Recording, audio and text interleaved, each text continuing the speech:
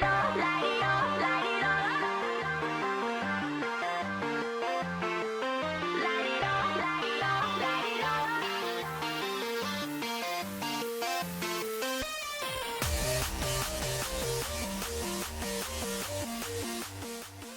everybody, welcome back to another episode of Level Grinding. It is your best friend Drew here with my best friend Robin. What's going on, my man? Not a lot. Looking forward to this episode. Oh boy, do we have some shit for you guys today. I hope. Wouldn't it be terrible if I promised like that and then it was just meh for the whole 2 hours? We'll try very hard not to come in here on Ben Stein level. I don't think are. we're capable of discussing gaming without somebody getting fired up. So it should be interesting either way. So we will go ahead and kick off. What gaming news do you have for us? We're going to go ahead and start off with that one. Actually, there's been very little gaming news that I've caught this week. Just variety of things going on. But there was a delay to the release of Suicide Squad. It'll be releasing this fall now instead of in a couple weeks. I mean, dumb, but gives me time to save, I guess. Yeah, they're basically trying to make sure that it's up to the standard they want to have. But the issue is that with them delaying it, it's making Warner Brothers Media nervous about it. And lately, when they get nervous, they cancel projects.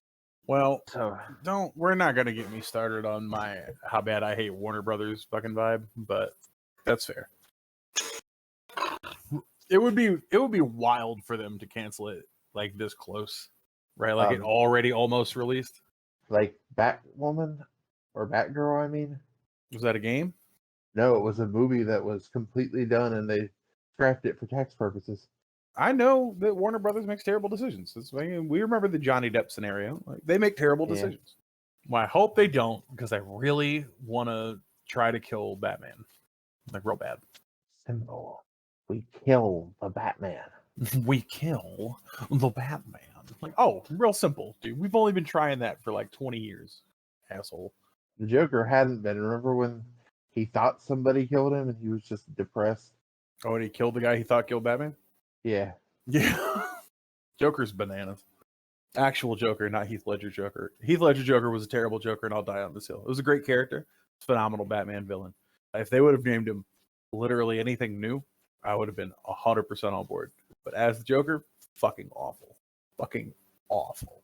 That's how you know Christopher Nolan made it, because the villain was fucking awful.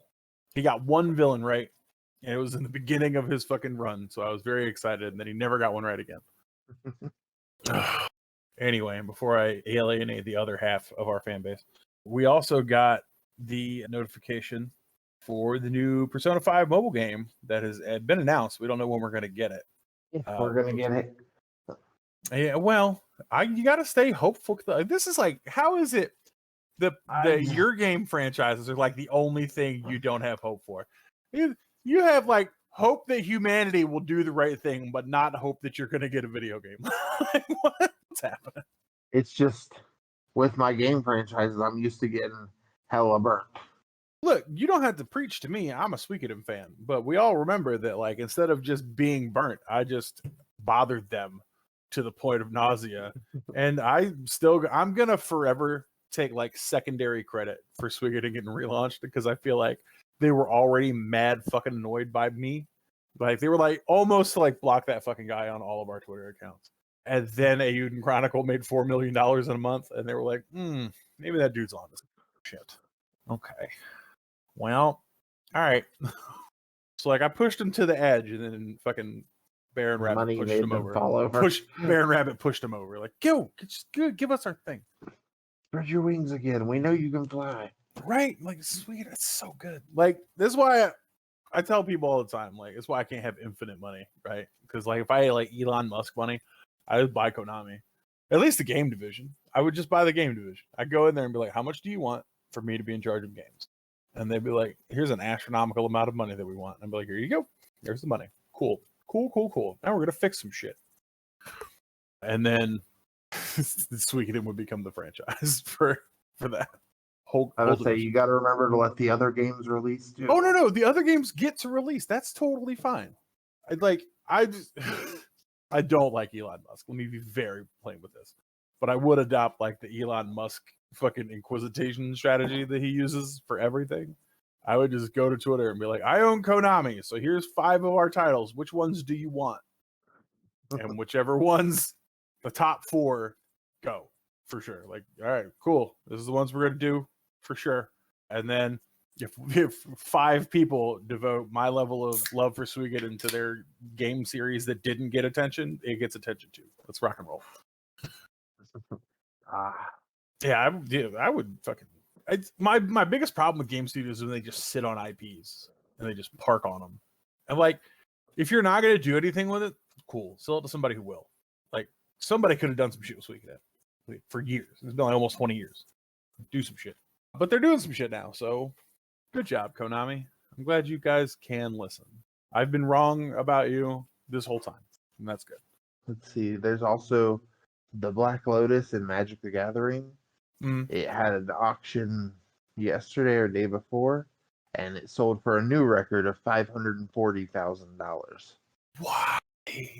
Like, I get Over that it's half you a can't even million play it dollars. anymore, guys. Like, what the? I don't. I want to understand collectors. I do. I just fucking don't. Like, I'm not gonna pay $500,000 for a hard to find card that I can't use in the fucking thing that the card is made for.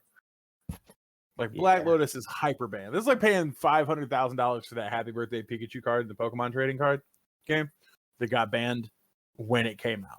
Like, why would you? It's goofy. It's goofy. And like, if that's your passion, cool. You and Logan Paul should have a conversation. He's very excited about buying useless things for lots of money, but I don't get it. My brother does. Steven, he talks us up at cons he goes to. He sells Pokemon cards, trades Pokemon cards. I love the game. Playing Pokemon is great. I don't understand the collectors, which is funny because Steven doesn't play. He just collects. So we're on opposite ends of that battle there. Man, fucking $500,000. I would, if I had a Black Lotus card, I would sell that shit so fast. Yeah. Like, just for like astronomically less than that. If you just pulled 10 grand in cash out of your pocket, I'd probably part with it. But oh man. Well, somebody's life is better now because that card exists, I guess. So there's that. Probably not. They probably already had millions of dollars if they I'm sure were sitting on a Black Lotus. Probably. We have 2 bits of nerd-related, really sad news. Okay. Well, I'm going to follow up with some nerd-related, really good news after that. Okay, cool. Cool. Lance Reddick passed away. Yes, that is incredibly terrible news. This man has been in Destiny and Horizon, and was one of the stars of The Wire, and he was in John Wick. Like, he's been everywhere. He is in the upcoming Percy Jackson series as Zeus as well, which is going to piss off a bunch of people, and I'm here for it. And Sam Neill reveals that he's in treatment for stage 3 blood cancer. That's Dr. Grant from the Jurassic Park series.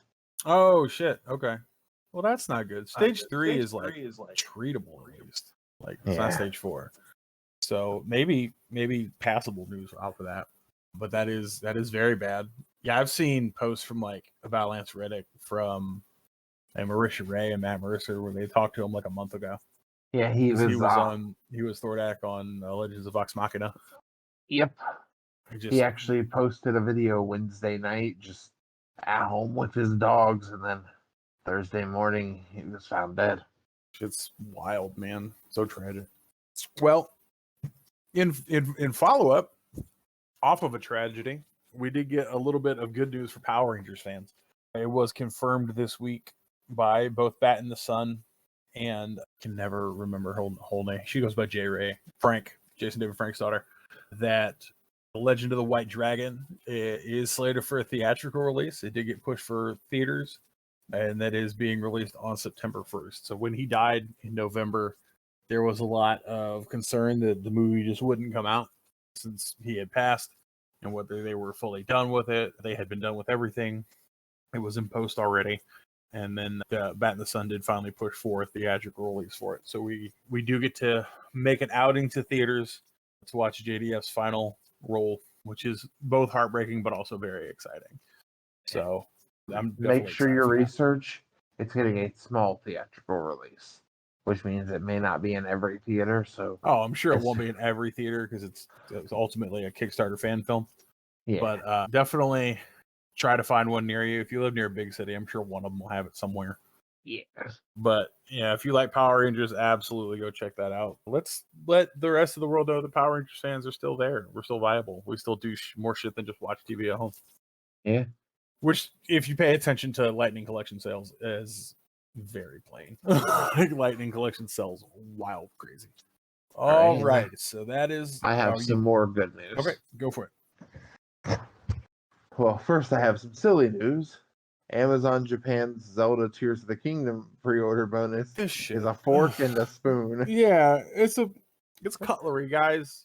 Something you can eat your ramen noodles with. The Legend of Zelda written on them. And it's got the Triforce for that game at the end of it. But that's it. It's a spoon and a fork. It's not even a knife. They didn't even give you like a cutlery of a master sword. So what's up, Jeff Bezos? Half-assing things. It's certainly a choice.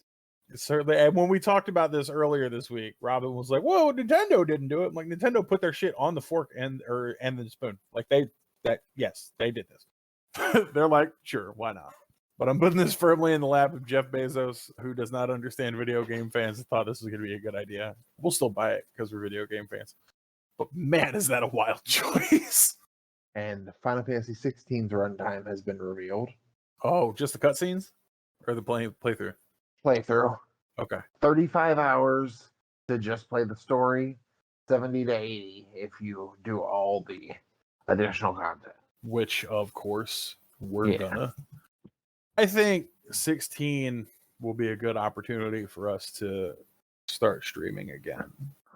We've got games coming up where we could do it, but I think that would be a good launch, especially with as excited as we've been about it the whole time. Yeah.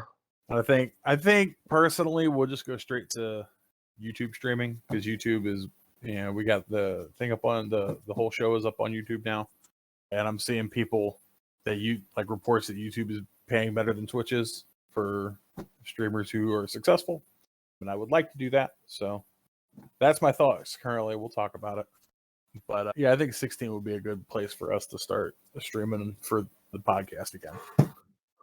But yeah, I'm very excited. It's coming up here very shortly. We have to figure out our finances so that we can save that money aside so that when the payment comes for the collector's edition, it goes. We got till early June, a couple months. We can get that together. So with the news behind us, I guess that takes us to our normal segment. What you playing, buddy? Oh, I've been playing Trails to Azure. I'm sure everybody's shocked. The second game and final game in the Crossbell arc of the Legend of Heroes Trails series. And I've been loving it. It's been helping retain my sanity after I was made Jobbant this week.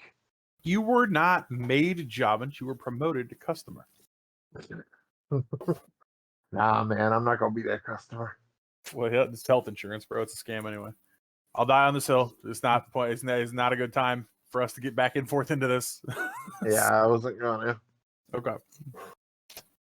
Never say you'll die on this hill because I have this uncontrollable urge to say it's a weird hill to die on, but at least you're dying. I'm in like 4 of those Facebook groups with that exact name, so I'm super duper used to it. So how is it? It is fucking incredible. Like, I'm in love.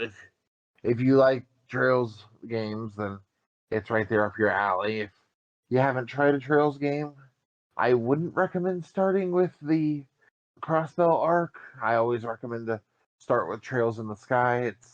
The graphics are kind of early PlayStation, Super Nintendo-y, but the storylines are phenomenal, and every game in the series after always ties back.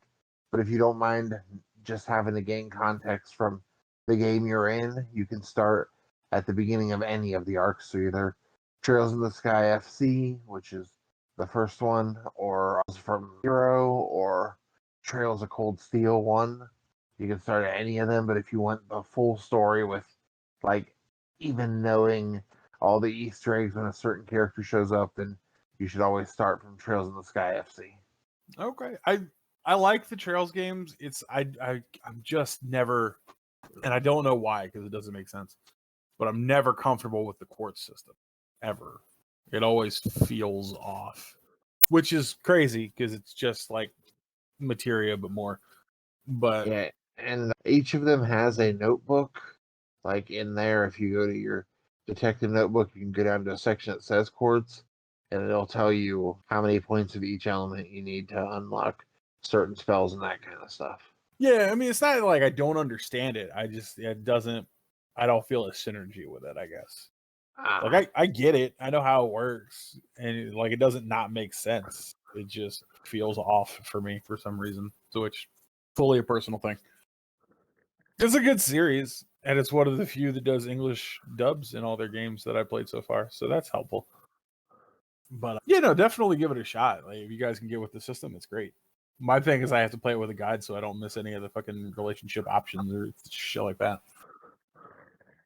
Yeah, there's no shame in that because there are also hidden quests in almost every chapter of every game that don't just appear naturally. It'll be like, you got to go to this spot and talk to this person before this event happens, or else you're locked out of that quest. So it's Yeah, I like anytime I play a Trails game, I do it with like I search for a perfect walkthrough so that it tells me exactly when to go talk to who and where to unlock everything. and yeah, story's great. Like the Crossbell arc is a much tighter focus. It's a city, nation, state that's got like a total of 4 small towns in it, and it is between the Calvard and Erebonian republics, which Mm-hmm. those are the other games. But and it focuses on a detective, Lloyd Bannings, and his team, the Special Support Squad. This is from And Zero. yeah, this is Zero and Azure. Okay, yeah, I played maybe 5 or 6 hours of Zero so far. I have to get back into it. Okay, yeah, I'm just giving all them context for it. If you want a like fun adventure type thing, like just a not hugely impactful to politics and that kind of stuff in the game, that you would want to go for Trails in the Sky. If you want a like detective story of just a small branch of the police force doing what they can for the people, then the Crossbell arc is the best one, which is Zero and Azure.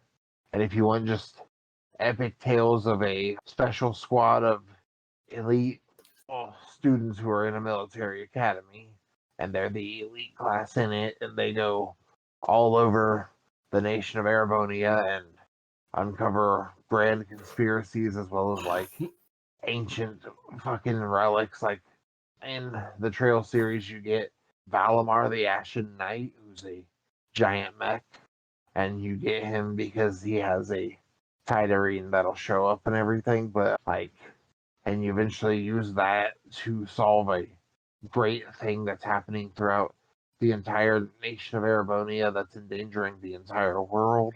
So it's a much bigger scale game. Yeah, I've played Cold Steel is the one I played the most. So like that's the one I'm the most familiar with. I did a good chunk of Zero. So I need to get back into those and start playing through all of them. Especially before what's the next one that's coming out? Tales of what? Trails is the word I was looking for. Trails from Black 1 and 2, and Which one's the one we've been talking about that finishes off all the stories at once? sorry, I have to translate it from the Japanese for you. Appreciate that. I think it's Trails into Reverie is the translated version. Okay, yeah, that's familiar. Okay, yeah, no, I want to play as many of these. When does Trails of Reverie come out? Do you remember? July 7th of this year. Oh baby. All right. Well, that's close. We can call that a birthday present. That'll be fine.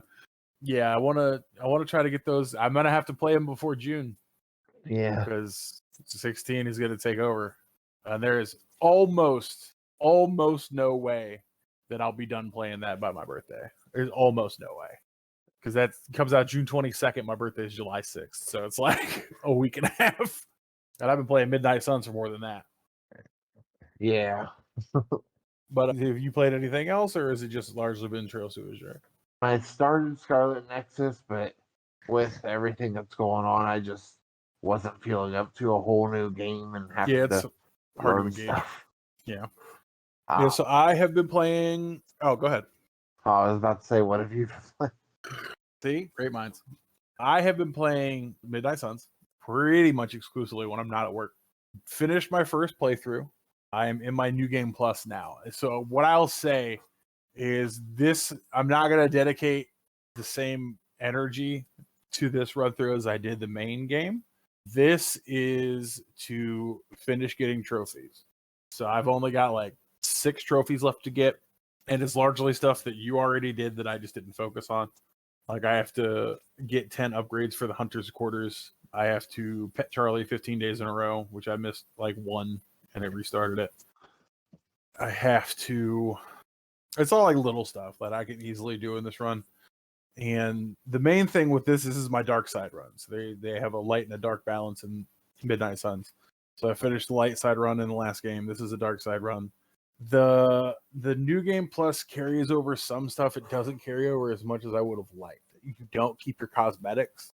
So like the stuff you bought, you don't keep your color palettes. You keep your friendship levels with everybody. You keep costumes you've unlocked. What else do you keep? That's by and large it. So those are the things you mainly keep. And then when you get to research, your research that you unlocked in the first game doesn't have their requirements anymore. So you can just go get it. What else? You don't keep your exploration powers. You don't keep any of your cosmetics. You don't keep any of your resource levels. So, you still have to go like re-explore the game the same way that you did the first time. This one, I'm mainly focused on just hitting my trophies so that I can get a platinum on it. And then it'll get put on hiatus until Morbius comes out, which hopefully is this month sometime. That would be really cool. The Morbius DLC. Yes, the Morbius DLC. I just don't want any of our fans to be like, Morbius. There's a Morbius game? There's not a Morbius game. No, I wasn't being game. Just Morbius has been out for a while. Well, if our fans, look, if we have anybody that heard me say, I'm going to put this game down until Morbius comes out, and they thought I was talking about the movie, what do those have to do with each other, guys? Come on. But yeah, so it's Midnight Suns is a great game. It's a great playthrough. Absolutely. If you have the time and the money, go play it. It's fantastic. I enjoy it thoroughly. After this, I will probably do my retro thing until like our next game comes out. I would love to get the Resident Evil 4 remake if I can find, spare $50, $60. Or if Nexus Gaming wants to buy it for us so that we could talk about it, that'd be dope. I love you, Jason. But yeah, I would love to do Resident Evil 4 in lieu of not being able to do that for one of many reasons. I will probably go back to playing Tactics Ogre, or I will go to pull up my old PS2 stuff and probably start replaying Suikoden 3, because replaying the Suikoden franchise is like my go-to when I don't have anything else to do. And for whatever reason, my emulator on PS1, we have to talk about that one emulator that was recommended to you and see, I get that going and see if that works better for me. Because for whatever reason on my desktop, my EPSXE is just stuck in mad fast forward and I can't turn it off. Like it won't let me toggle the frame rates back down, nothing. So, and I play a lot in fast forward in those types of games because I played them so many times. But like there's some stuff that makes it like unplayable in certain spots where you just have to be able to find pinpoint control. So yeah, I'll probably go back to the Suikoden's after this and Tactics Ogre. But Tactics Ogre is probably my next focus. No. What? You literally just gave yourself homework earlier in this conversation. You got to play the Trails games. I have to get myself into a mindset. I have to have the time to set aside. Like I can mindlessly play the Suikoden games. I have to pay attention to the Trails game. Like I have to be in the right mind space to pay attention to the story and know what's going on. Like the Suikoden games, I played them inside, outside, upside down, sideways, backwards, forwards, every single way there is to play them. So I don't need to like. I was pay just saying, attention. you were like, I have nothing to play, and I'm like, you literally just gave yourself homework. No, I do. I just need to. I have to be able to like relax. And with work right now, I can't. Yeah. That's the part. Especially with like the old games where there's no voiceovers. Like I can get by on Cold Steel because it's got voiceovers so that I can like listen while I do other shit. But like the older games where I have to read everything, I have to be able to set aside time to pay attention to that. Yeah. And with what's going on in our lives, and it's just crazy right now. Yeah. All right. I just thought you had already forgotten. No, That was no. quick. No, my ADHD didn't turn it all the way off. What I need to do is get a list of games to play in order, because you know how the fuck I am. That's why I'm stuck on what is it, Wild Arms 1. But so that I need like the chronological order of how the games play, so that I can play through the whole story as it happens. But yeah, that's what I'm playing and what I will be playing and what you guys are gonna have to listen to in the coming weeks. So what we're gonna do now, we've got a couple of questions to just go have some fun conversations on. So I will let you start. So you said yours were sent to you. I had to think of mine because nobody gives me questions for the show. Guys, do it. Fuck. Anyway, go ahead and give us the first question and who asked, and we'll dig into it from there. All right, this question comes from Kent Zhang. He wants to know, what is the funniest RPG you've ever played? Ooh, that's a good one. The funniest RPG I've ever played. Man, so we're looking. So it kind of changes depending on how I define funny. Like if I define funny as goofy, I didn't like the game, but I'd probably Disgaea. Disgaea is fucking goofy as shit, and like the whole way through. Everything I've seen about Disgaea is just a comedy relief game. If we're talking about like the game that just makes me laugh in its absurdity, Persona. I need you guys to understand that like in every Persona game I've ever played, I have fought a chariot made out of a penis. Like that's just the penis thing. riding a chariot. Sure. What it's a chariot, and the majority of it is a rock hard dick with a mouth talking shit. And tentacles. And tentacles and like claws probably. It's nuts. Trying to keep track of, and like especially Persona 5. Persona 5 was real wild about it. Like all of the bosses were real crazy. And I think one of the things that draws me to Persona is they're not afraid to touch on like dark shit. Like the Persona 5, the first boss is like a teacher fucking his students. Like that's the boss. That's who that is. And they make shit in there so absurd. It's just you can't help but laugh. Your cat turns into a van, and you drive around running over monsters with your cat van. That's what the cat van do. Persona's not my go-to series, but I fucking love it. Cracks me up, makes me smile hard as shit all the time. What's yours? This one's hard for me, but I have a couple. The first one being Charles Barkley Shut Up and Jam Gaiden Part 1 of the Hoops Barkley saga. Okay. Very, very brief callback. That is what I call Charlie in Midnight Suns. Charlie is your dog? Yeah. And I call her Charles Barkley because she's a dog. Cute. But don't let me distract. Go on. And then otherwise, Shadow Hearts Covenant for sure. Oh, yeah. Those are fucking great. Have you played from the New World yet? No. That one is way sillier than Covenant. Definitely recommend at some point. At one point in New World, you play as the mob boss Al Capone answers to, and it's just a cat who fights with Drunken Master style. Nice. It's fucking. And there's the weird ninja samurai guy. Frank. That's the right one. Frank. Yeah. I love Frank. So the for anybody who's never played a Shadow Hearts, I don't remember if the Frank is Frank's in the third one. I don't remember the first one has like a goof character like that. It doesn't. But in Shadow Hearts 2, you get Joachim.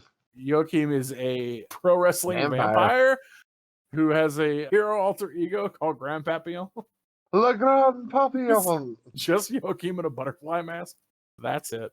There's no other costume change. But his weapon is like pillar type thing. He's like, one's like a gym locker, one is like a Greek building pillar. And he just fights with super crazy, goofy weapons. One's a submarine full of actual living little people. It's a mailbox. One's a mailbox. And then the character to fill part of it, because he got split into two characters. His tropes got split into two characters in the third one. You have the vampire character, which is his little sister, who makes an appearance in Shadow Hearts 2. And you get her, and she has, so Joachim runs on wavelengths. So you have Golden Bat, Joachim, Grand Papillon, and Invisible. Those are like his four options. And she gets skinny Fat, and Pink Bat. And like one is really good at magic, one is really good at physical, and for whatever reason with these characters, the Bat is OP as shit. It's just so much damage.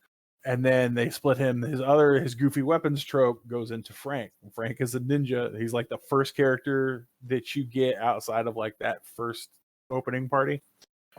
And Frank's weapon is samurai swords. And what it is he just picks shit up and sticks a handle onto the bottom of it. Like one of them is a cactus. One is a bus stop.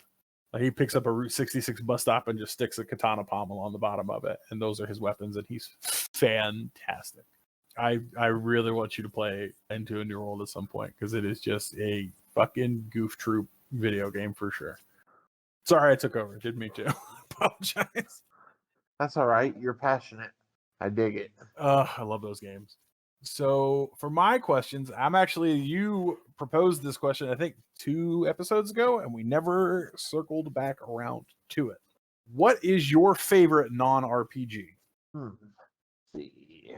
There's so many to choose from. See, I have trouble in the other direction. So my direction is like, oh fuck.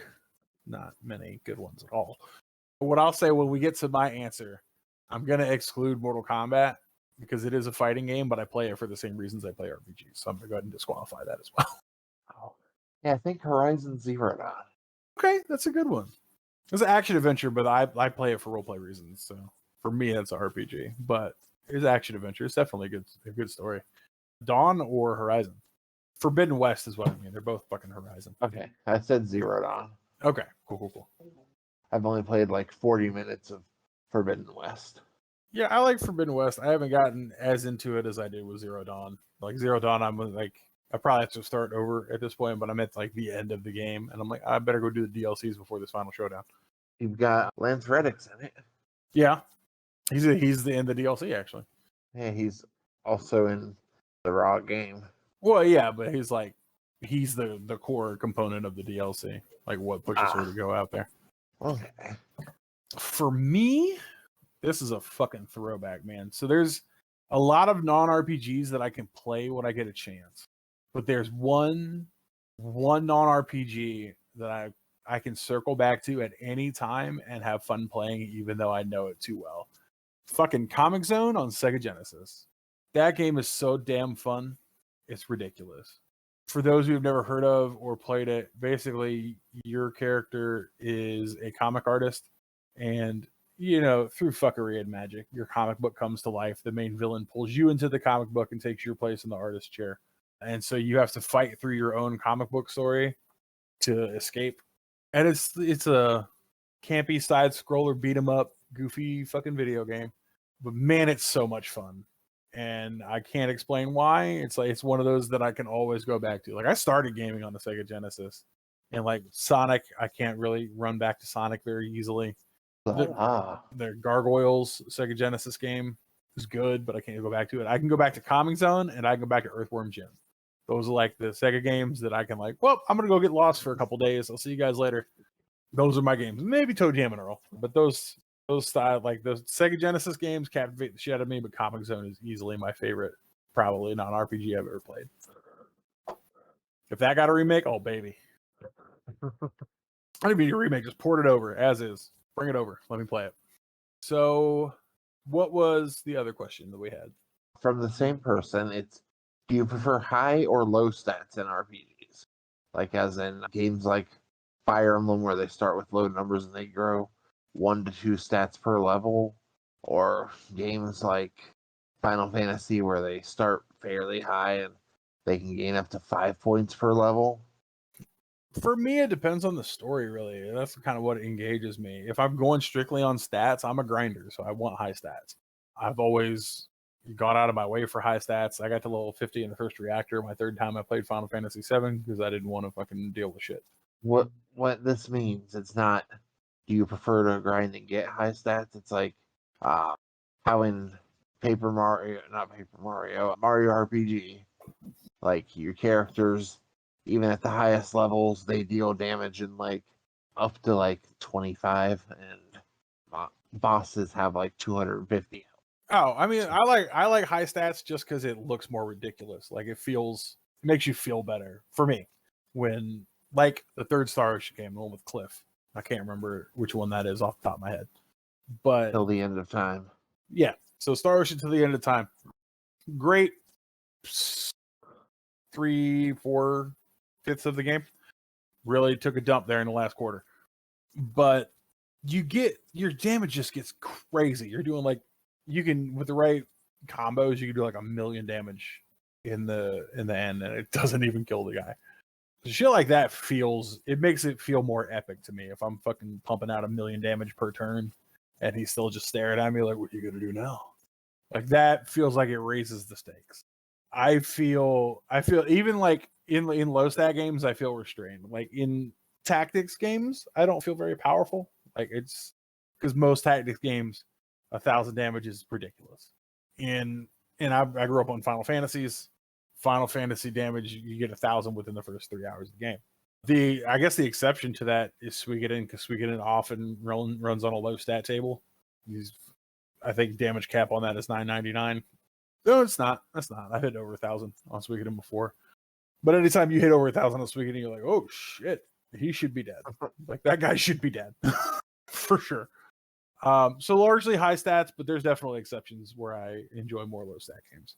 Yeah, for me, it depends on the balancing. Like, there's nothing better than Disgaea dealing, 999 million damage from a super attack. Right. But on the other hand, Fire Emblem's low numbers are definitely satisfying, but Final Fantasy usually sets the right balance, as does the Trails games. Not too low and not too high. Like, to deal more than 9,999 damage, and most of them you have to get an item that lets you break the damage cap. Right. And I think with as much as you hate it, that's one of the things Final Fantasy X did exceptionally well, is I think that was the entrance, as far as I'm aware, of breaking the damage limit within the Final Fantasy franchise. So it was the first one to give you that opportunity. You're like, look, we can do it, and you can play it on this level that we've always played it on. But if you like to fucking shatter walls and do big shit, here's an extra, 80,000 damage you can do if you work your shit right. That felt awesome. Yeah.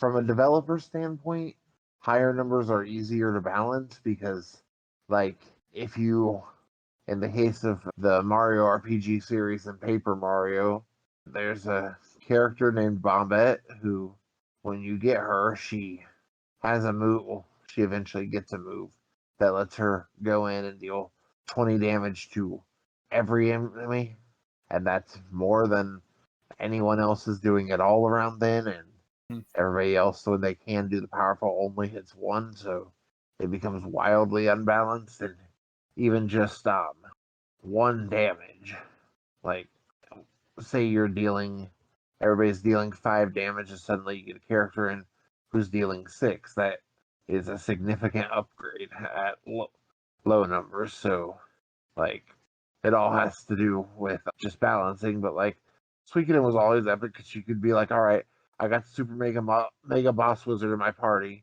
just looking at their magic points. Yeah. And like Suikoden lowballs magic compared to other systems. Like Suikoden's very D&D styled in how they attribute magic points. Like you get the most you can get of any magic level is 9 casts. And what I do like, the thing that makes some of the stuff in Suikoden even sweeter is how hard they incorporate the Unite abilities. So like Unite attacks are great. Like there's very little I do when flicking Victor in my party that is not a cross slash. But also, if you cast the right 2, level 4 magic spells, now you're not casting Explosion and Thor's Hammer, you're casting Blazing Camp, which is way fucking cooler to look at. Yeah, that definitely is a good point there. And yeah, so Suikoden's balance is good because like it sets you up to expect low, and then every now and then it's just like, here's a little apple for you, buddy, and you're like, that's delicious. Do that more, please. So I definitely thought you were talking about the character Apple until you said delicious. I'm like, wait, what's so special about Apple? Look, Apple's dope is what's so special. Oh, no, I mean, you were like, since you don't expect this, and there's like, here's an apple for you. I'm like, what? Oh, she's very useful in rock, paper, scissors. For those who haven't played, that's the war system in the first week of the game, is functionally rock, paper, scissors. But yeah, no, so to answer, I guess a bit of both, but I like the payoff of high stat more than I do low stat. But I thoroughly enjoy both of them if the story is well and the mechanics work great. All right. Those are both really good questions. Yeah, they were really good questions. So this is mine. And my answer is a little bit of a tirade, so we're definitely going to let you go first because you're going to argue with mine, and that's fine. I don't have a problem with that. But if you could make one major change to one of your favorite games, what game, what change, and why? Oh, that is a hard one. I'm sorry, I have to think.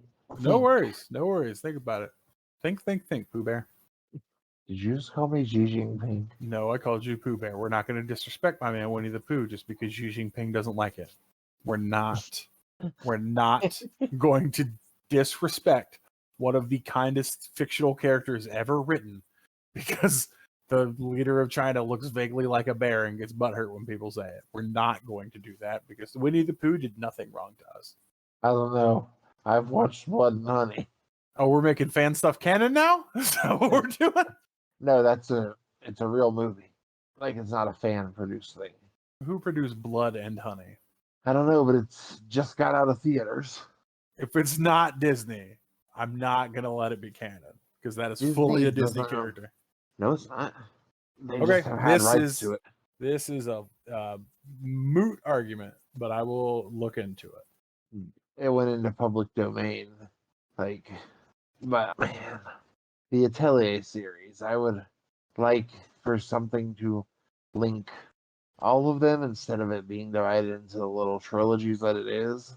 Like, I want something that links all of the Atelier games into one world. Like, are they expressly not one world currently? They don't really, other than a few characters or character types that carry over, they don't tie together in any kind of lore. Okay. Like, granted, that makes it easy to just pick up when you find the first game in one of the trilogies, but like it's also fairly easy to just all. Yeah, it's just also fairly easy to just decide that they're all connected that way, though. Well, no, I want some kind of lore doing it. Like, I love lore. You know that. I do know that. It would be silly of me to not have learned that at least by this point. Yeah. All right, but what about you? If I were going to change one of my favorite games, I would change Final Fantasy 12, and I would make Rex the main character instead of Vaughn. I mean, not even Rex is that interesting. None of the characters in that game are interesting. So Rex would have been more interesting than Vaughn. The reason that Rex is not interesting is we didn't get 15 fucking minutes of time with him for him to become interesting. But let me ask you this. What is a more interesting story to try to tell?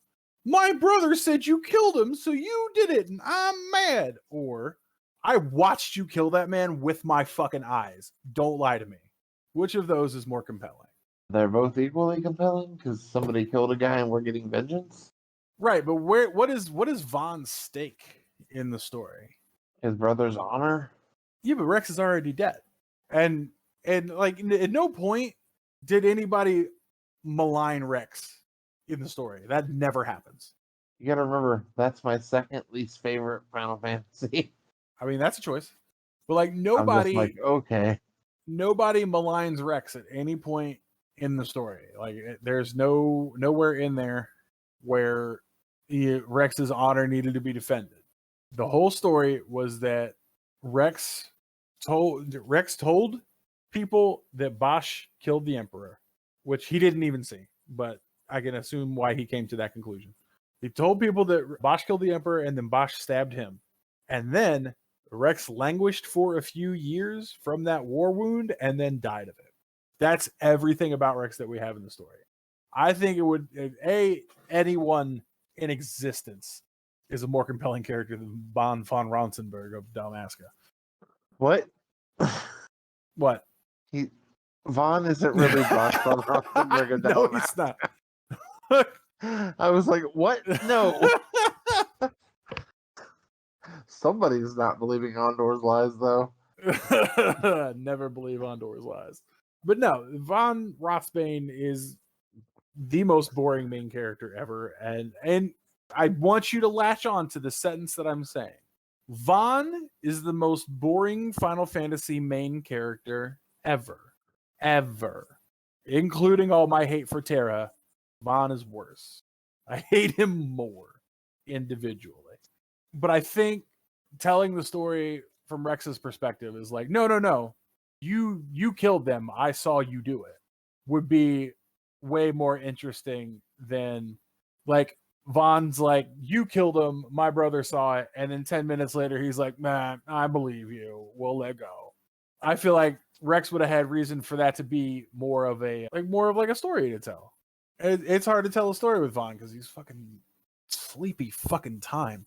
But you could have told that story with Rex, and it would have been more interesting, and he would have more engagement with Bosch instead of being a character that, like, and I mean this so fucking legitimately, you can pluck Vaughn out of Final Fantasy 12 after the first time you go to Bujerba, and by and large, nothing changes. Like a couple dialogue interactions, but aside from that, Vaughn and Pinello are not required to tell the rest of that story. But you could have made Rex like a more integral person in there, because that's somebody who had like legitimate loyalty to, I know, Ash. Who had like legitimate loyalty to Ash, served in the army that defended her, knows who she is, would not have like fallen for, I'm Amalia. Oh, nice to meet you, Amalia. Would have had legitimate reasons. You would have had to tell like a whole story with Bosch earning his trust back. Because like, what is goofier than like, I didn't kill him, my twin brother did. I promise. Come on. Like, I watched you kill him. No, you watched my twin brother do it. Which, to be fair, Gabranth has like a completely distinct voice, which should have raised a red flag or 5. But at the end of the day, I feel like Rex would have made a more compelling character. Like, Rex is automatically a more compelling character than Vaughn just by existing. He showed more emotion than Vaughn showed in the entire game, aside from like wine. I think it would have made the game more emotion other than emotion. Other than one emotion. Rex showed a couple different emotions. He showed determination. He fucking, when he fucking faced down the fucking guards by himself, desperation, betrayal. Vaughn shows that's it. That's his emotion. People call Tidus a crybaby. Fully nah, bro. Fully no. Fully. If we want a crybaby, Von Rothsbane of Dalmasca is the crybaby for Final Fantasy. I don't think he's of Dalmasca. He's of Dalmasca, literally. He was born and raised in Dalmasca. That's his whole reason for coming along. You know, we have to save Dalmasca from the Empire. Vaughn is very shitty Luke Skywalker, is my point. We could have done with a much better Luke Skywalker parallel in Rex Rathbane. Nope. If we're going for Luke Skywalker, Vaughn's perfect. They're both little whiny bitches. That's fine. Luke grows into not a whiny bitch, and Vaughn does not. You could have started Rex. He does. Does he, though? Yeah, I've seen the fucking Mandalorian and all of the new shit. You have to include the new shit, right? If I'm supposed to include the new shit, when no, you're. He literally stormed off. He had a dream about his nephew turning to the dark side, so started to kill him in his sleep. And then the nephew woke up, and so he ran away to hide on an island away from everybody.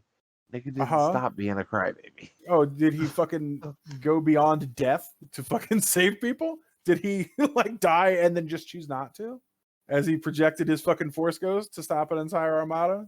That's very big britches for crybaby status. Very big britches. But he took down from Ravenaster, not Dalmasca. Where's Ravenaster? See, this is what confuses me, because there's a royal palace of Ravenaster, which tells me it's a different country. But I also remember Ravenaster being part of Dalmasca. Ravenaster is the capital of the country of Dalmasca. Okay. Oh, it's a pretty shitty capital. I mean, sure. I'm not going to argue architecture with you. I was like, wow. I wasn't even thinking just architecture, but like the whole of what you experience in Ravenaster is just essentially the slums. You have the Undertown, but like there's also like the majority of what you're doing in Ravenaster is not under the fucking low town. Yeah, you spend most of it in the major city because that's where all your primary hub for like shops and shit is. Plus, to access both of the sides of the desert, you have to go through the main upper part. You spend ultimately less time in the slums than you do anywhere else. You spend more time in the northern sprawl because that's where the guild headquarters is, and you go there to get all your rewards and prizes and stuff.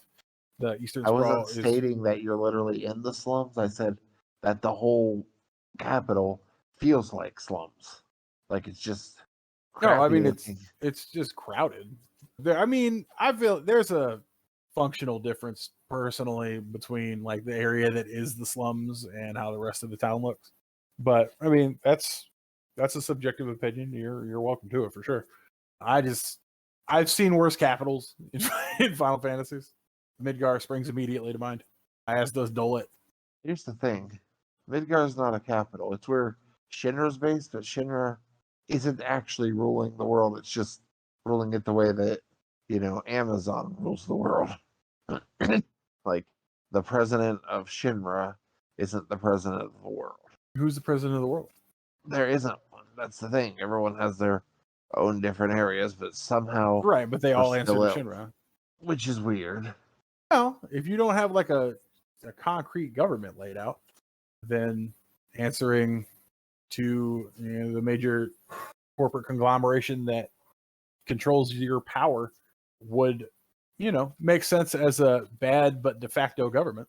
Like this, I'm not saying I'm not saying it's good. I'm not saying it's good. Yeah. Not remotely. Yeah, Dolet's a worse capital. I would argue Alexandria is a worse capital. No, Alexandria is beautiful. How? What do you mean how? Like, it's aesthetically pleasing. It doesn't really... Granted, you're experiencing, like, the thieves and jump roping kids, but, like, its aesthetics are beautiful. We just don't experience much of it. We experience, like, 2-3 roads. Well, if you're gonna base a capital's validity on beauty, it's fully subjective at that point. Like, there's not like a objective beauty. Everybody views aesthetic pleasure in a different scope. So what Alexandria may be aesthetically pleasing to you, whereas Rabanastre is more aesthetically pleasing to someone else. Not necessarily me. I don't view whether a city qualifies as a capital based on purely how it looks. Because I've been to the capital. I've been to both capitals of the states I've lived in, and those both look like dumpster fires. Columbus isn't that bad. Columbus is fully that bad, as is Frankfurt. Yeah, Frankfurt's bad. Like, yeah, it's like Frankfurt wasn't that bad. I'm like, Columbus isn't that bad. Yeah, no, I mean, you could do worse for capitals than Rabanastre. They've done it. Like for me, it's the explorability of a capital is what makes me care about it.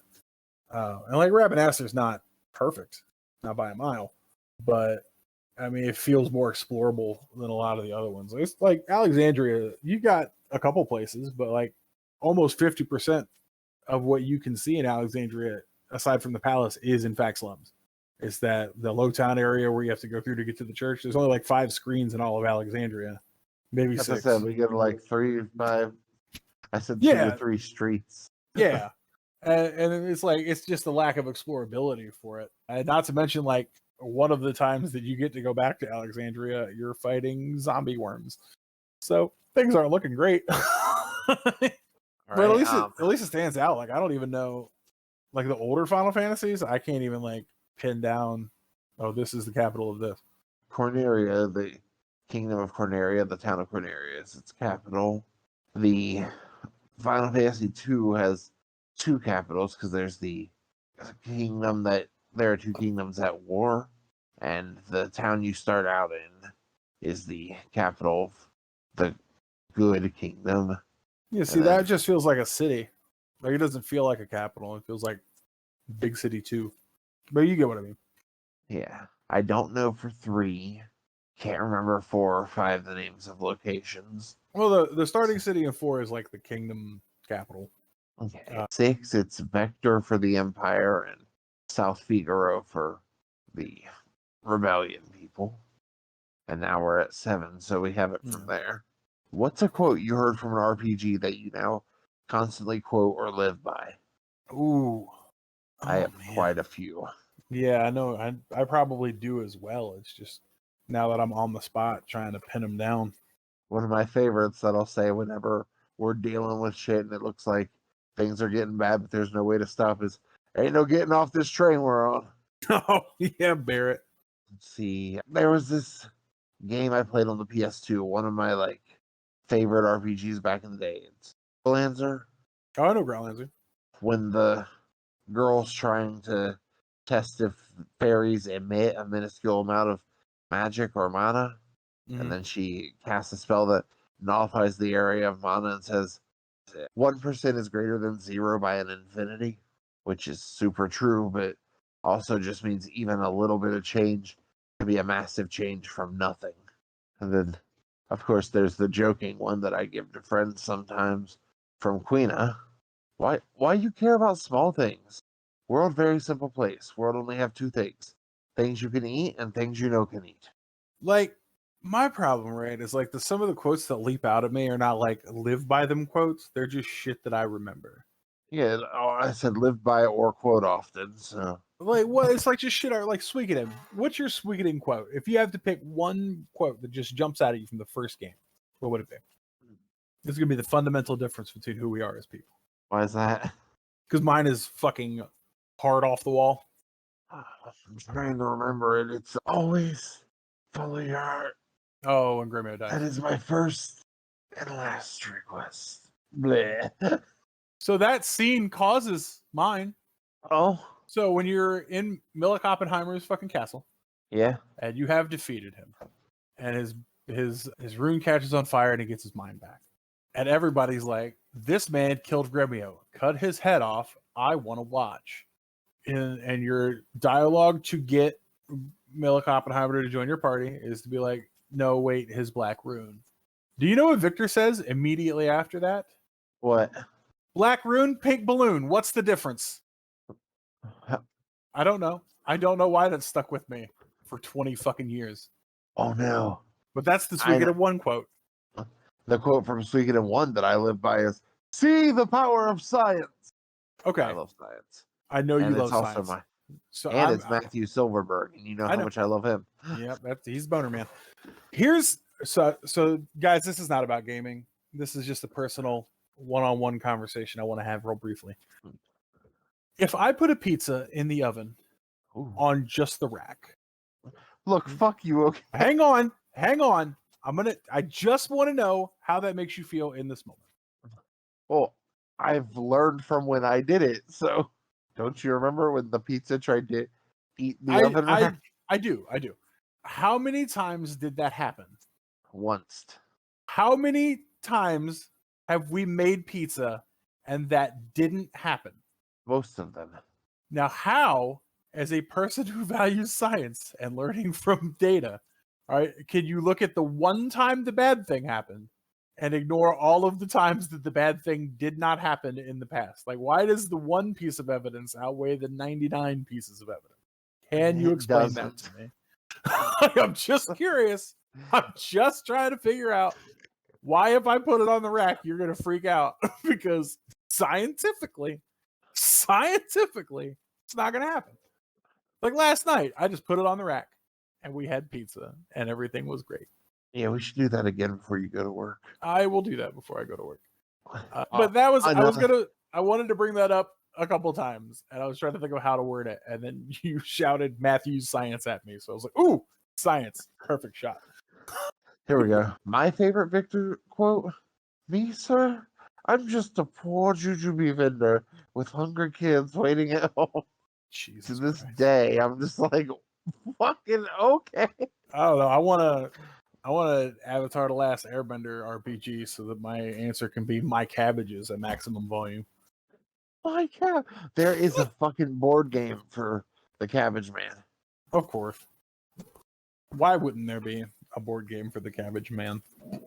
Jen has it because it's a board game related to Avatar, and that's just how they go. All right, so here's a solid game quote to live by, though, from the same guy who shouted Pink Balloon at max volume. Even if it's to save your life, there are some things you just don't do. But just as some things can be right and useless at the same time, can't something be wrong and priceless? I mean, yeah. No, that's another Victor quote. No, I agree. Because like from like a legal standpoint, if I put a bullet in a pedophile, that's legally wrong, but priceless. Yeah. Oh man, I fucking love Fucking Bluff Odessa's blood rant. Oh my I god. can't remember it, but I was. This is my blood, my blood. I can see it, my blood. I'm bleeding. And then I remember the That's end it. of it. That's I in could the be same breath. That's in the same breath as I chose to be a woman instead of a leader. But just I love the And I was like, oof. the last sentence in that. I can be proud of my life, my blood. My blood. What Like, is a quote from a tabletop RPG or podcast that you live by or sticks with you? That's not Gorga. Keep going. you can't just. Look, if I know the answer, I'm going to shoot it out so that you have to think. You really should have headed me off at this one, but laws are just threats made by the dominant socioeconomic powers. That is fully acceptable.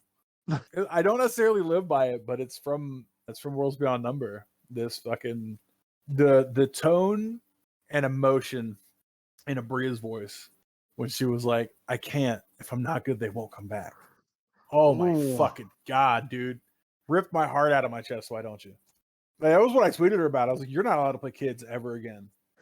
No, absolutely not. Are you serious? Are you fucking with me right now?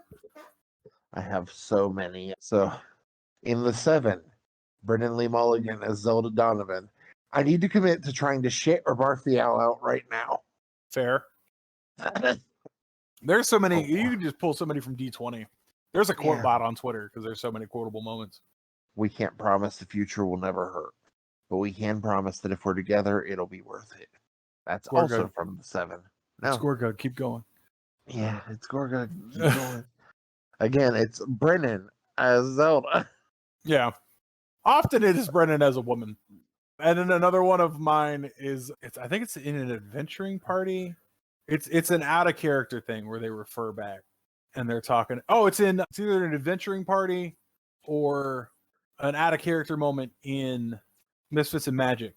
I think it's an adventuring party where they say something about Brennan and Lou's relationship, and Brennan's like, "Oh, I've been Lou's wife several times," and Lou's like, "Oh yeah, like we've been married a lot." I'm like, this is weird. And at this point, I think Brennan has played the spouse of every one of the intrepid heroes in some form or fashion. Not Siobhan. Not Siobhan, because I don't think Siobhan has played a character with a spouse or a relationship interest that I can remember. Not true. Misty? I think it was Misty. It was one of Siobhan's 2 on Sleeping City characters. Was in a casual relationship with Steven Sondheim. Oh, right. No, she dated. They alluded to a flirtationship with Steven Sondheim, but dated Pete the Plug between seasons. Yes. Well, so Siobhan has had one relationship with Allie Beardsley. Everyone else has been married to Brennan at some stage. Oh, maybe not Zach. I don't think Zach's had any relationships. Yes, he has. Who? Literally, his fireman character is dating the lady in charge of the Gramercy Academy. Oh, in like the last episode. Right. And in all of season 2. That's fair. Like, everyone keeps hinting about getting a wedding ring. And yeah. he's like, what are you talking about? He's just so dumb. He's just, you should go to a jewelry store. What if I got to do there? Yeah. I love how just himbo dumb Zach's on Sleeping City character is. A life for a life, eh, Mr. Gibbons? But yeah, so he's married to Allie in this current season. He plays Allie's husband. He's played Lou's wife, Emily's husband. Indeed. He played Murph's romance partner. And Murph's children. Yeah. He's, as he said, he's been Lou's wife many times. He's been Lou's wife many times.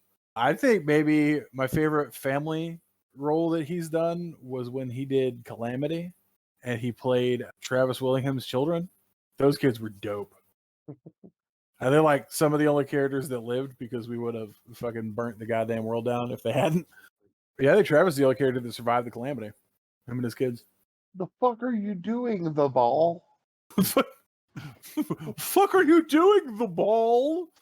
My favorite is like when Lou gets so excited he just adds A's onto the sounds that aren't supposed to have them. Yes, sir. Yes, sir. I need you to Do know it. that's Lou being a black preacher. Is it? Yeah, like all of the okay. This is a cut out of my childhood that still makes me laugh every time.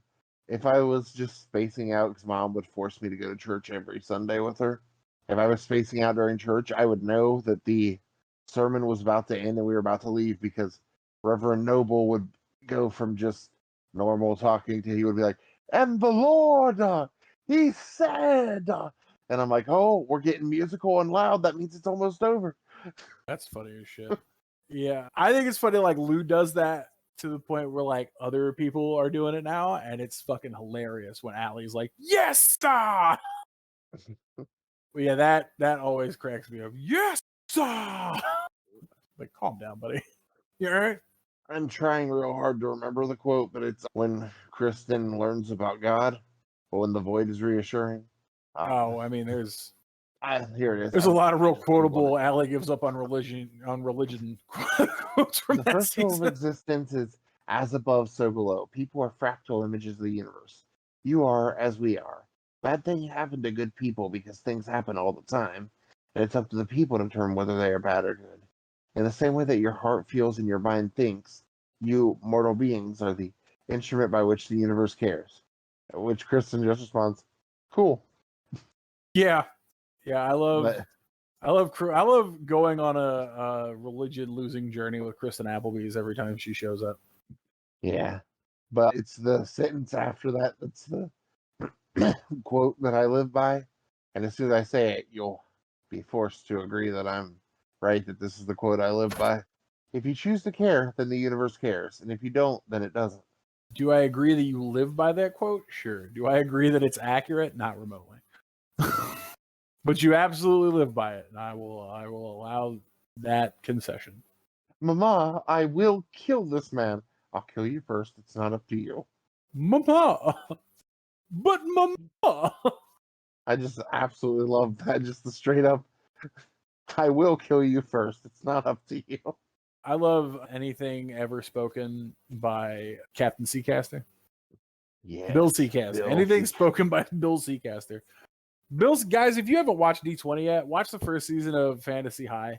Just to get, I think it's like episode 3 or 5, because the even numbers are fights, and the odd numbers are the role plays between in that season. And it's like it's deviated a little bit in the other seasons following up. But I believe I want to say it's episode 5. They've participated in 2 fights, and in both of the fights they've participated in, Allie, their cleric, has been knocked out. And I feel this shit as a DM in my fucking soul. Because at some point, Brennan was like, I remember now that a lot of these guys have never played D&D before at all. And so the ones who have are not teaching them how they're supposed to play D&D. So Brennan angrily teaches the players at his table the fundamental rules of surviving a D&D combat in character as Captain Bill Seacaster, and it's fucking fantastic. I love every single syllable of that scene because I feel it in my bones. Like up until that fight, every fight, everyone just splits off on their own. I'm like, oh, Allie's waxed because Brennan knows what he's doing. And then they didn't fully get killed. Like they didn't TPK before then, but it got real close a couple times. That is the season where they got episode 2'd. He's not my darling boy. He's his own my darling man boy. Oh, Bill. Like sometimes Bill says words and they're real cringy. I love that even killing Bill Seacaster didn't remove him from the plot of Fantasy. He was just, I shall leap into hell and kill the devil himself. My man died in a fiery explosion that did not matter. He came back after. No, he died from being stabbed through the chest by his son. Yeah, and then he exploded. Oh, I thought you were saying the explosion killed him. I'm like, no. Cause and effect is different there. Fabian after he stabbed him. So like the stab didn't kill him. The explosion killed him, but the stab is what triggered it. Do you remember Bill Seacaster's counterpoint to Bud Cubby without the two of them ever having interacted? I do not. The fascinating thing about laws is they are fiction, invented by the weak to annoy and harass the powerful. That is total opposite Bud Cubby energy for sure. But I So you're wish telling me I can use we the could get police as a more. personal crew? No paying them? I wish we could get more Bud Cubby at some point. Like, I'd do a whole campaign of just the Cubbies doing wild shit.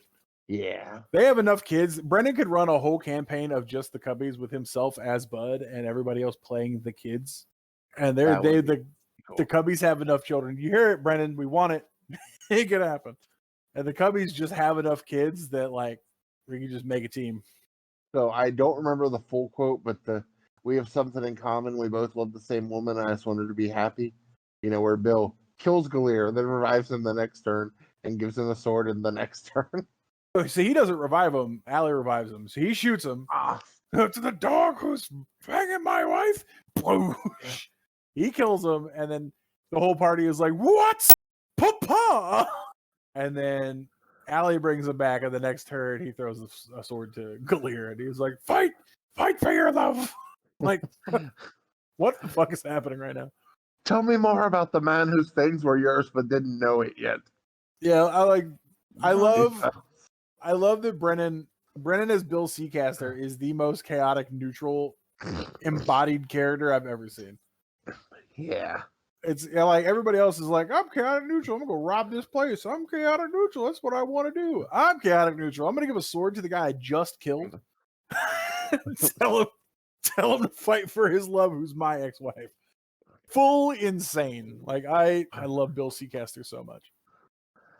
His introduction of Fig to the goldenrod, it's a like 45-second quote. Yeah. Yeah. Like it's like, we owe you some honor, Miss Faith. For you see, our ship is a thinking ship. And something about we christened it. We asked what name would bother it the most. So welcome aboard the goldenrod. Goldenrod! And she's like, I love that! This is a new coat. It explodes when I die. You need to go, my boy. It's a new coat. Explodes when I die. It's like, oh, right, Papa. It is kill or be killed. Now, who would like an omelet?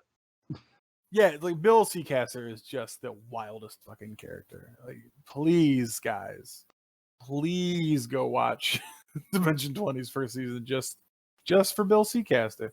If for no other reason. Bill Seacaster to sire twins from different mothers. You know. Yeah. Are you my dad? Are you my dad? Who said it? Who told you, boy? Are you my dad? I don't know. It could be. Have you ever been with an orc? Hundreds. It's like, holy shit, Brennan, calm down. Bill is definitely one of my top 3 NPCs from Fantasy High.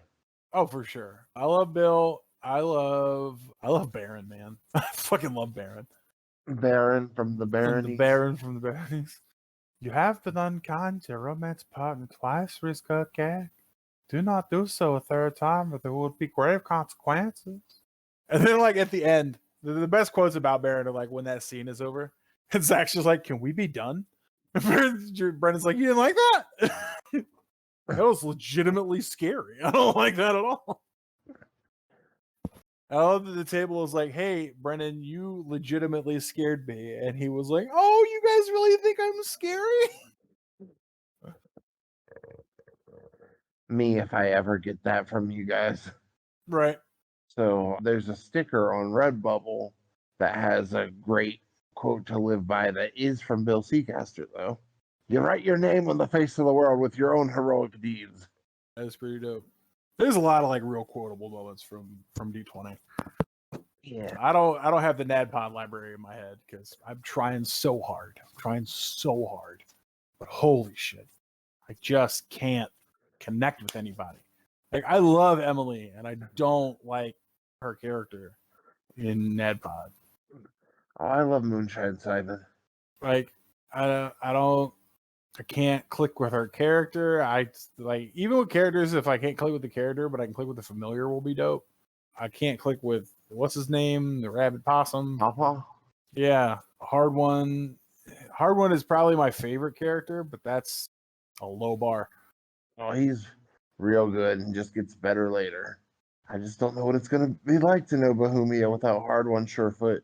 And there's a part of me that doesn't want to find out what that feels like. That's a quote from Moonshine Simon when she believes that Hard One is gonna die. Like they have some real serious moments, but they are goofy because they're just having fun. That's fine. Like you can do comedy without constant slapstick. It feels like constant slapstick to me. And like I think that's what pushes me off of Disgaea too. Because like I've played like fucking 12 hours of Disgaea and I haven't gotten to a moment where like the seriousness, like the weight of the moment overrides the slapstick comedy of everything that has to happen. And I think that's kind of, and I you know me, I love fucking comedy, but I feel it takes away from it for me in those scenarios. Like we taught in NABPOD, we taught bullywugs a whole language they can't speak just because it would be funny to make Murph make that voice over and over. Like he even says that they don't speak common, and they're like, yeah, but if they did, what would they say? Well, it's like Deadeye said, Red Start Day, that's not okay. Red Start Night, also bad. Fair. You would like Deadeye when they get to him. He's another Crick Elf, but he's like he's like John Wayne. I do like John Wayne. Beverly Togold the Fifth, the character that's played, Yeah, I know Beverly. Yeah, he quotes him with that quote I had there. Hard One has a moment with Moonshine where he's like, when I left Iron Deep, I didn't know where I fit in. And then I met you, and you didn't just let me in. You brought me in. You told me I was good. Like, Balnor's whole character is pretty fun, but also, like, heartbreaking, too. Balnor's just the guy who had a family, and they somehow accidentally brought him into their world. And he basically turns into their Lydia. He's like, I'll carry your burdens, and he's always carrying the bag of holding. That's fair. Like I did Dungeons and Daddies too. I liked it at first, and then it was like just so slapstick for so long that I fucking mind just disengaged. Like I may have gotten through the first season, but in my defense, I went through the first season of Dungeons and Daddies on one car ride to New York for a Viking event with Dana, and then I don't think I ever turned it back on because like it was funny, but man, that scam likely shit was wild. they just turned this like so when your phone, like for everybody who doesn't know, when a scam number calls your phone and it comes up on your caller ID as scam likely, so they're four dads that get fucking isekai'd with their kids into a D&D world, but their cell phones still work, and they ask for help in this one part, and one of their phones starts ringing and it says scam likely, and they pick it up, and this guy's like, hey, it's me, scam likely. I'm like, oh, Jesus Christ. It was funny as fuck, but boy, did it, like just the slapstick of it all. And they kept me going because they had more serious moments than NADPOD does that early in. So it was enough to like keep me engaged, like, oh shit, well, we got to fix this problem. Like NADPOD, all the guys are great. For me, the problem is like I can't sink in. I can't give a single solitary fuck about any of the kids that get captured in the beginning. Oh, they'll be gone. Like that was I know. I'm in episode 8. That was like the pull-in thing, right? But like the stakes later there is a callback to it. Yeah, because the stakes that they're fighting for at that point, I don't give a fuck. I don't give a shit about any of these kids because they're done with that story because they've just met Adam Conover's character. Because I'm like part of the way through episode 8, I think. They just brought Conover in, and even Adam Conover, who I love, being in it wasn't enough to grip me. There's a quote from Murph as the DM that, as DMs everywhere, we can definitely relate to. Okay. This is some bullshit, and I love you for it. Sure. Some of my favorite DM quotes are like when Brennan gets like, you could feel him getting frustrated about just the shenaniganery happening at the table and what they're trying to do. The Reika quote. The Reika quote's my favorite. I'll get to that one in a second because it's the best. Because as a talent, Reika Shikar is fantastic. As a tabletop talent, who, buddy? I guess. She hard ruined a very pivotal scene in Minds of Murder. Real bad. And my favorite part of that was watching Brennan get as annoyed about it as I was. Because he was like, oh, this is a high drama pivotal moment and you shoot out the window. Cool. But one of them is like, there's a scene in A Crown of Candy where somebody is dying and they're making death saving throws and they're trying to do a medicine check. Siobhan is trying to do a medicine check. And she's like, can I get the help action from my familiar, who is like a hawk made of caramel? And Brennan is a very yes and DM. So he's like, yeah, sure. And with the help action, so the advantage of the help action, it still doesn't do enough. Still can't succeed this death saving throw. And Siobhan's like, is there anything else I can do? And like very briefly, Brennan just low-key snaps. And he's like, is it not enough that I'm letting a caramel hawk help you with open heart surgery? What else would you like from me? And I was like, oh shit. Okay, calm down. And then the Reika quote is from the 7. It's my favorite DM quote that Brennan ever says because I feel it so passionately. Because Reika's like, I want to jump on this displacer beast and attack it with its own tentacle. And Brennan's like, I'll tell you what, here's your roll. You make these 2 rolls. And if you make them both, you can do it. So she makes them both. And he's like, cool. And then she's like, also, can I use the tentacles to steer this displacer beast to knock the one next to me off of the cliff? To take one of your enemies completely out of the equation without doing any damage to it functionally. And Brennan's like, you know what, Reika? I don't like to just deny my players anything. It's always funny to be like, I think what you're trying to do is this, and then we'll find a way to do that creative thing. But you know what, Reika? Straight up no. And that was beautiful. It's funny because he was probably stressed to his fucking breaking point, because that was the exact same combat where Erica summoned the geese. And he was like, he helped her build them. So. I know he helped her build them. She was like, I'm going to summon 5 geese with raptor stats. And then the camera just pans over to him with his fucking jaw on the floor. And then she was like, so I'm going to make these attacks. And he's like, I'll tell you what, Erica, you go ahead and make those attacks. We're going to move on. And then when you're done making 14 attacks with advantage, you let me know. And then we'll circle back and figure that damage out. And velociraptors with pack tactics. Yeah, flying velociraptors with pack tactics. It's a whole thing.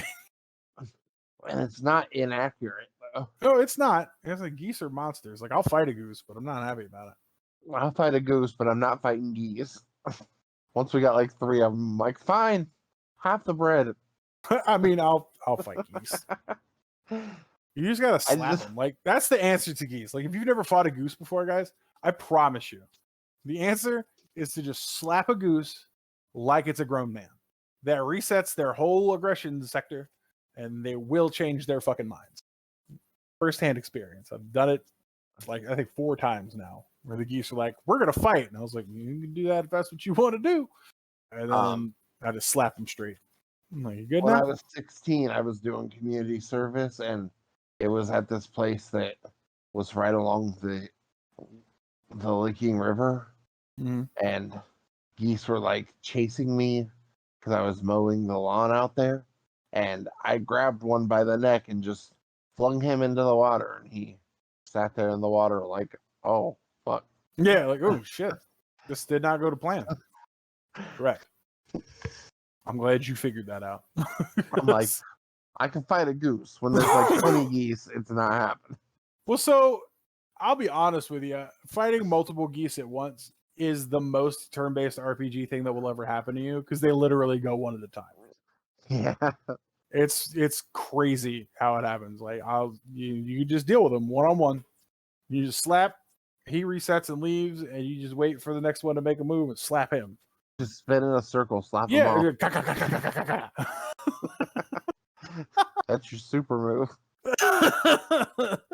Suffice it to say, in Untitled Goose Game, I would have been great.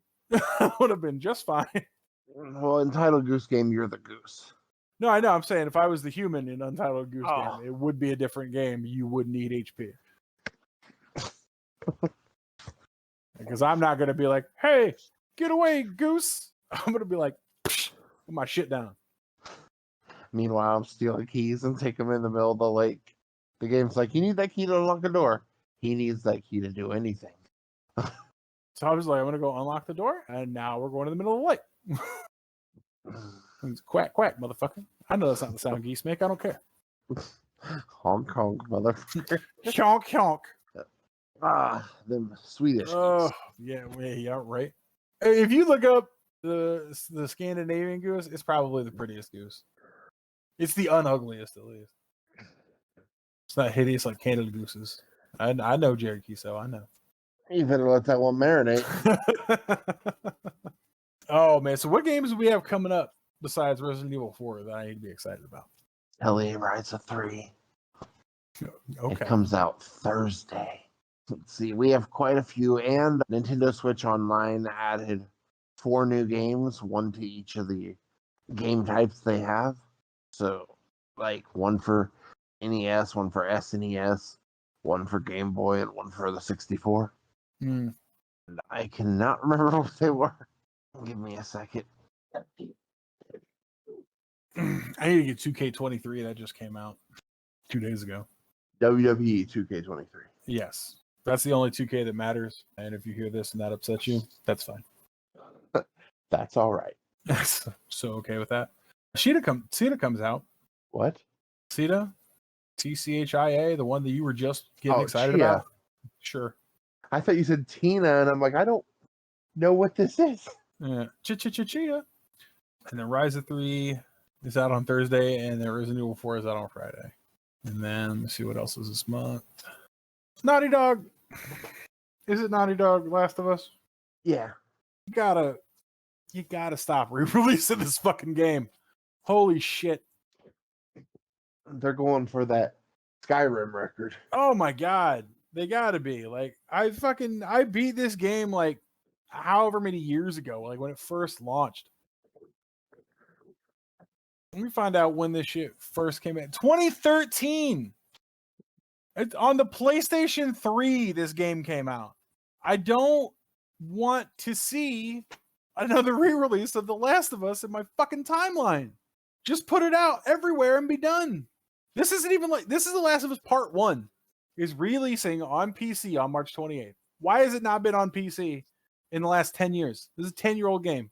Because Sony didn't want to share with the PC people. They're damn. Then fucking don't put it out on PC. Jesus Christ. Like look, I'm about to very hopefully start working at a successful gaming company. And my boss listens to this show. Motherfucker, whatever platforms we get, can we just put it all out at one time? Just all No. once. Why? Marketing strategy. You just worry about Why do we have to putting your cute little alienate? Why do we have to alienate separate legions of gamers for marketing strategy? That feels You like just bad. worry about doing your little voice thing. Let the big boys worry about marketing. My little voice thing? You mean creative? The career we both have. No, hang on. No. What I mean, hang tight. Let me find it. Because that's not my job. It's one of my jobs, but it's not my job. To be fair, Kyle thinks you write the scripts for all of our Inspire things. I didn't. That's I have never led him to believe that. That's just what he thought. That's why he offered you a creative job. He thinks you're creative. I am creative. Fuck you. I told him that I have story ideas and character ideas, and he decided senior board and lead of creative design, sir. So I'll do my little voice thing, I guess. I was just being silly. I need you to know that. I know. It feels like bad marketing to alienate groups of players at a time. And no one, no matter how much I love and respect and acknowledge their skills in marketing, is going to change my mind that alienating gamers is a solid marketing strategy. It's not alienating anyone. Then why have we alienated? Why would Last of Us alienate PC gamers for 10 years? Because it was a Sony exclusive. It was made by Sony, in-house with Sony. Like, it was Sony's. And then Sony was like, yeah, I guess we can share. Which is the way that it sometimes works. Sometimes someone pays you for console exclusivity for a while also happens. The only place I'm willing to accept that from is Sony. No, I'm willing to accept it from Nintendo. Like, they get their bag. I guess. I don't know as I'd be willing to accept it from the console that has the lowest sales numbers. No, I didn't say we needed to accept it from Xbox. They're doing better than Nintendo in sales wise. Are they? And units, yeah. I don't think so. Well, we'll worry about that later. What was I saying? Oh, we were going over games that are coming out. Yep. Storyteller comes out in 4 days. It's, I believe, just going to be for PC on a Switch Switch and PC. and PC. That comes out the same day as Rise of 3. Yep. And even though we don't care about it, MLB The Show comes out Friday. 9 Years of Shadows comes out on the 27th. It seems like it's going to be fun. April 1st, support ends for Marvel's Avengers, but we get all of the marketplace unlockables all at once. So I'm looking forward to that one. Mega Man Battle Network Legacy Collection comes out April 14th. I'm in April. I was going to see if anything else pops out here for me. Grim Grimoire Once More pops out to me. It's coming. Sorry, I have the hiccups now. It's coming out April 4th. Jedi Survivor comes out April 28th. Oh, you can get Puzzle Quest 3 on the 18th. I know you like puzzles. Puzzle Quest is different. I don't like the games that are trying to I just don't like that style of game. Zelda Tears of the Kingdom comes with your fork and spoon on the 12th. Suicide Squad got pushed. And then Diablo. Zelda comes out May 12th. We were in April. I said May 12th. Oh, okay, you said 12th. So I was like May 12th to clarify. What did you say after Zelda? I was saying Diablo 4 comes out in June. Yeah. So I might get a solid week of that before fucking 16 comes out and takes over my life. So does Etrian Odyssey, Street Fighter 6, Final Fantasy 16, Master Detective Archives Ring Code. Katamari! Yeah, we love Katamari reroll. Royal Reverie, I think. Yeah. It's fun. To me, right, they had to name it We Love Katamari because nobody says that. That's not true. I know one person. I know 8 people. No. Of the thousands that you also know, 8 is really low. 8 out of a few thousand is not a grand ratio. I know 1 out of a few thousand, so somebody's got to love it or it wouldn't have gotten remade, but I've never heard anybody be like, oh, I love Katamari. I love Calamari. That's great. Oh, they're putting out a new horror game in August. Lou will be very excited. What game? He needs anxiety in his life. Texas Chainsaw Massacre. It's August 18th. Baldur's Gate's August 31st. Man, I hope more than anything, and I know it won't happen because it's something that I want and I can't be happy because that's the world we live in. What's that? But man, I want Sony to shut down this fucking Active Blizzard merger with fucking Xbox so bad. So Why? fucking bad. Because Xbox is showing that they can't fucking be trusted to launch on multiple platforms. That's just a fact. So if Microsoft buys up all of the fucking game companies, I'm eventually going to have to buy a fucking Xbox if I want a game. Because all of the shit that was multi-console that was worth a fuck, Microsoft is trying to buy, and we've learned from the Bethesda purchase, they'll absolutely, for sure, make it a fucking Xbox/PC exclusive. So and part of me, right, very much wants this shit to fail so that, and all the projections I'm saying is that if this doesn't go through, Xbox will probably go bankrupt as a division of Microsoft. God, would I love that. But I'm still jaded because when they did the Bethesda merger, they were specifically like, we're not going to limit Bethesda titles to Xbox only. And then immediately, like 2 days after everything was finalized, limited everything Bethesda to Xbox only. So I don't trust them. I don't have any fucking faith in them as a company. And I would love nothing more than for this shit to get shut the fuck down in the streets so that, we have more accessibility to more games on more platforms. Yeah, if Microsoft fails, maybe it'll be like when Sega failed, and we can get like Halo on the PlayStation. Yeah. I would I mean, I wouldn't play Halo, but Fable on PlayStation? Yes, please, baby. Please. Fuck. I would finally be able to play with Zach. Ugh. You can play with Zach. You just got to dumb it down to Call of Duty. Well, no, Halo. You can play with Zach. You do PC crossover. I don't play on PC. But you can. It's controller compatible. If you can play on a controller, you can play it on PC with a controller. Oh, by the way, Bree agreed with my image I sent her of her and Zach. Oh, no, for sure. 100%. She was like, that is definitely. There's a new Shovel Knight DLC. Let me see. A new what? Shovel Knight DLC. Okay. Pretty excited for it. Man, I want So we've got a couple like no release date things coming up this year that I'm excited about. Like what? 100 Heroes is slated for this year. Yeah. Hidden Chronicle, been waiting for that for fucking 3 years now. The Pixel remasters are coming to console finally. So the Final Fantasy Pixel Remaster series, so 1 through 6, will be available on PS4/5. PS4, but it's playable on 5. Final Fantasy VII Ever Crisis comes out this year at some point. Also Rebirth, obviously. We'll get that probably in December. They like to do those almost Christmas releases for those. Ghostbusters, Rise of the Ghost Lord. The one Ghostbusters game on PS3 was fucking dope. Well, I know what Halloween will be doing. Yeah, like those games. Like if it's made by that same company, those are fantastic. Don't forget, I Am Jesus Christ. That comes out this year. I'm so excited for that. I want to play. I'm gonna stream it. Yeah. Every time he does anything kind of sideways, I'm just gonna be like, Jesus Christ. You're gonna be playing, and I'm just gonna be like, "This is the reason Jesus changed his middle name to fucking." Yeah. Spider-Man 2 comes out this year. For the easily pleased, Naruto and Boruto Ultimate Ninja Storm connections. Ding, ding, ding. Fuck you! Don't mock my people. I'll mock the fuck out of it. Anybody who's not a 10-year-old that owns a Naruto headband, free game, guys. Free game. I've been a Dragon Ball Z fan the whole time. I own 0 wearable Dragon Ball Z paraphernalia. That's not true. I don't even own a shirt. I thought you did.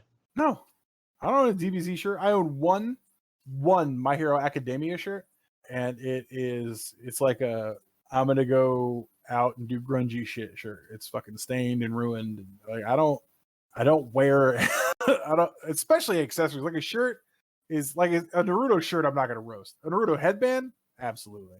Fucking right, Kakashi fucking Kakashi contacts, Rose City baby. Like it's fucking goofy as shit. Unless you're roasting me too hard, I'm coming right back at you. You can come back at me. You come at me every day. What do you mean? What's different? Oh, these won't be playful roasts. You can roast me for serious. I'm not gonna be shit. You act like the world's not out there fucking trying to make me feel legitimately bad about my whole existence every fucking day. Why would any new version of that fuck me up? That's just what I'm used to. This girl posted, yesterday a creep told me he loved my long hair, so today I cut it. And this dude said, I love your neck. I love your wrists. They're gorgeous. Star Trek Resurgence comes out this year. Yeah, I haven't heard much about it. So it exists. I don't know if it's something I want to show to Andrew or not. Lord of the Rings Gollum is finally coming out this year. Yeah, we mentioned that on the last episode, but let's keep pushing that one. Yeah. So, I mean, I'll play the shit out of that until somebody decides Tolkien was a problem, and I'll get roasted about that later. Valheim's getting relaunched again. Cool. What do you mean again? Valheim's been out for like 2 years. Yeah, this is the coming to consoles release. Okay. It's not a relaunch again. That implies it relaunched before. Well, so I was like, what do you mean again? It will. It's a relaunch. Well, the concept of a relaunch has come up again. At least it's a cozy construction game. Like it's one where you can just chill. You can make hot tubs. Like this game was ruined for me long before I ever got a chance to touch it. Yeah, that's because the fucking community here. Like they were like, vaguely sounding like something in Valhalla. Let's go. Yeah. And like some of the more problematic people within that community are very fucking bonerific about Valheim. We still don't have a launch date on Suikoden 1 and 2, but it's coming this year. Like guys, it's been a rough year. Just give me Suikoden 1 and 2 already. No, keep working on it to polish it, but it's polished. What still needs to be polished? You trust Konami is polishing their product? That's what you believe in your heart of hearts? Well, that's what I know. That's the only thing they do. Like, luckily, the plot already exists. Konami lately is all flash, no substance. So the substance is already there. You can go ahead and give us the flash. We're fine. I mean, I guess my problem is that, like, how long have they been working on it before they announced it? What else do they have to do? Like, we've seen the updates that they've already done. What the fuck else is left? Oh, you guys are adorable. Game Informer. What'd they say? Game Informer lists Suikoden 1 and 2 as a strategy game, not an RPG. Well, to be fair, it's a strategy RPG. It's got strategy elements. You know, that whole pape rocker scissor. Pape rocker skizzers. Cool. The only thing about it I would consider strategy, not even that, is the war combats in Suikoden 2. Those like strategy adjacent. I never said skizzers. I'm not a elementary school girl. Oh, that's debatable during the situation. You're gonna cut your dick off in your sleep. You certainly tried, but if I put a cute thing in front of you, you're going to get distracted. I'm coming to cut your dick off. Look at this plushie. And then I get to leave. I can escape. Alrighty, guys. Well, that is just about the end of what we have for this week. Hopefully next week, and one of our coming weeks for sure, but hopefully next week is going to be a special one. We're looking at bringing on a guest in one of our coming weeks. I would very much like it to be next week. We'll see how schedules polish out. But talking about an upcoming gaming company that he is starting, he's going to kind of give us the understanding of the gaming industry from a developer standpoint. Very excited for that conversation. So absolutely stay tuned to that. Did you have anything to throw on here at the end before we check out with everybody? No. Okay, perfect. So once again, guys, thank you so much for joining us. We absolutely love to have you here. If you want to support us outside of just listening, again, we're on Patreon. You can catch us on Twitter, Facebook. There's a link in the podcast description or the YouTube description, or wherever you're listening to this at. That's going to have our link tree in there. That's got all of our links on it. So absolutely, please come check us out. If you need magic cards, anything like that, check out our affiliate, Wire Gaming. Their link is also in our description below. But if all you can do to support us is listen, we absolutely love and appreciate that. We thank you guys so much. It means more to us than you can ever understand. And that being said, come back, join us next week. And don't forget to grab your potions, stay equipped, and keep on grinding.